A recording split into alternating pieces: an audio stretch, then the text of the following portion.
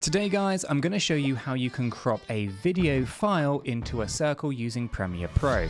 There are some pretty complicated ways to do it, and then there's what I'm going to show you today, which is a really simple way to crop into a circle your video files. As I get into it, if it works for you, smash the like button, subscribe if you're new, let's get started. Okay guys, so I'm not going to do the usual kind of import the video files into Premiere Pro. I'm just going to drag and drop a video file directly onto here so we can play around with it.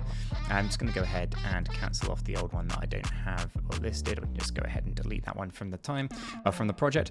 But basically what we've got here is a video file, okay, and what we want to do is we want to essentially crop this into a circle, right? Now, there's lots of complicated ways to do it, and then there's really simple ways to do it. So the first thing we're going to do is we're going to head over to the effect controls. We're going to select our clip right here. Now, by default, you're probably going to have all of these kind of options collapsed down. I like to expand open the motion and the opacity, and it's the opacity area that you get this, ellipses mask, okay? And that's exactly what we're going to use. We're going to click that, and you can see that it's automatically going to give you something that looks like this. Now, it's not going to be an exact circle if you just drag like this using the mouse. So what you want to do is you want to use the Shift key, and as you drag, it will turn it into a perfect circle. We can reposition it by making sure that our mask is selected here and basically position it where we want.